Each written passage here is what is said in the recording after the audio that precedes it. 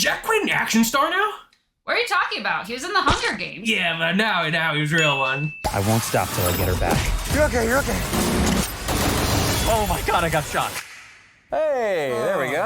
I'll see you later. You know, if I don't die. What's up, guys? We just saw Novocaine, and boy, do I have to talk about this movie. I don't know about you, but I definitely have to talk about it. I mean, I do too, because there's quite a few things to cover. Yeah, because it's a really fun movie with a really interesting premise. If you guys are unaware, it follows Nathan Cain, who feels no pain. Yes, Nathan Cain feels no pain. And the woman he loves is taken hostage by a bunch of bank robbers, and he has to go get her back, doing some action-type things. As you can imagine, the movie revolves heavily around the gimmick that he cannot feel pain, and on paper, that could have been very dangerous for a lesser creative team. Yeah, no, I completely agree with that. Firstly, it took me way too long to realize the pun with Kane. Yeah. But that's on me.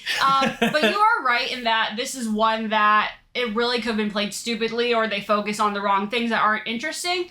But I think they were really inventive with it. Yeah, it could have been very cheap, right? Because movies that revolve around gimmicks can come off rather cheap at times, but this movie has the exact opposite problem. I think they were super creative, and they executed around the concept extremely well, to the point where I was excited to see, as we get to the action sequences, what exactly they would do in terms of working around Nathan's sickness. And in the movie, to their credit, they treat it as more of an illness as opposed to like a superpower, which a lot of other movies would do. No, I think they do a great job setting up his character and the way that the condition has affected his everyday life in ways that I don't think I would have even conceptualized. Yeah. And I think that leads into the action set pieces really well once we get to them. Yeah, it's really interesting, right? Because there's a lot of educational awareness in this movie for that particular illness, which a lot of things that I learned from this movie I was unaware of, and a lot of people would be unless they did a lot of research into it. And I think that works to this movie's credit, because it makes us empathize with Nathan a lot more,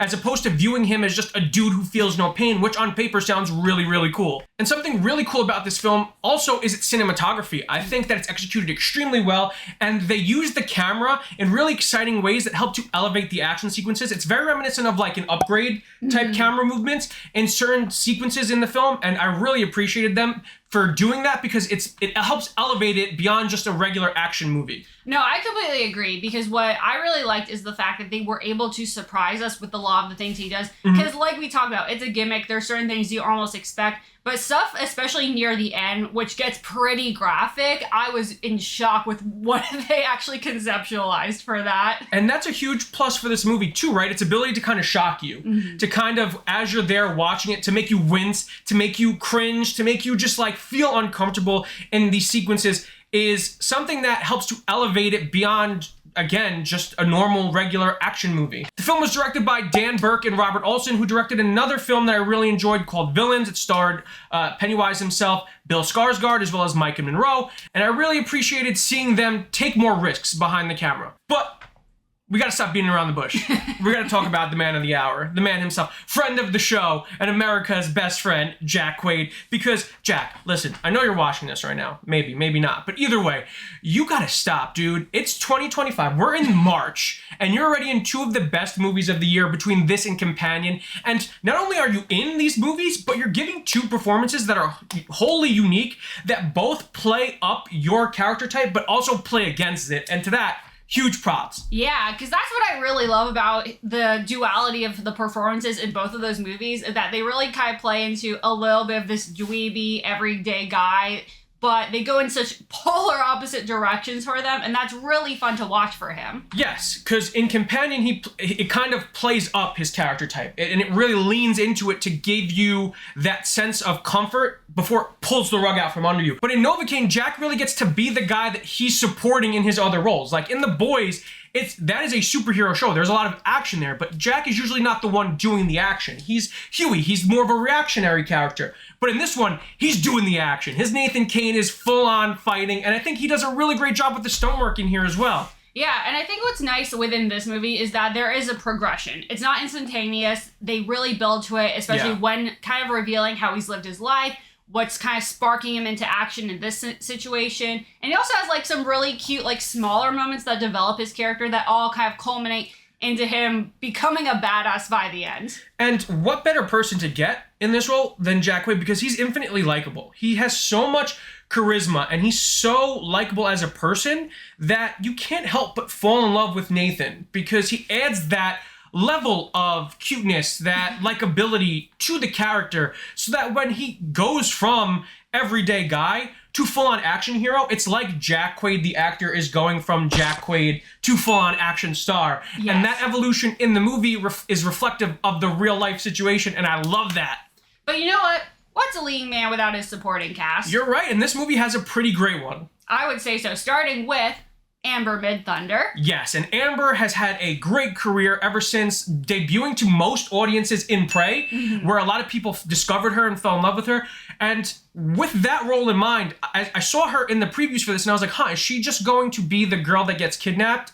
But there's a lot of nuances, twists, and turns in this movie that really help to give her character agency and give her agency as an actress that I really, really appreciated, and it definitely helped me alleviate those worries that I had going in. Yeah, there is, kind of like you said and touched on, there's a lot of nuances to her characters, even some surprises that I wasn't expecting going into this, that I think the movie plays with really well, that definitely could have gotten hokey or gone into other directions that wouldn't have worked as well. But she still feels very grounded, it makes sense, it's relatable, and it all just kind of plays back to what we learned earlier about her character for a really good payoff. Yes, and you know who's also good in this film? Jacob Batalon. Yeah! He's really funny. Like, I really loved it. This movie is filled with really interesting performances, right? Because you have so many different performances from varying genres of film almost, right? Because you have Jack Quaid doing the action star thing. You have Jacob being his, like, supportive, funny best friend. You have Matt Walsh, who plays a really funny detective who's delivering really good comedy at times in this movie.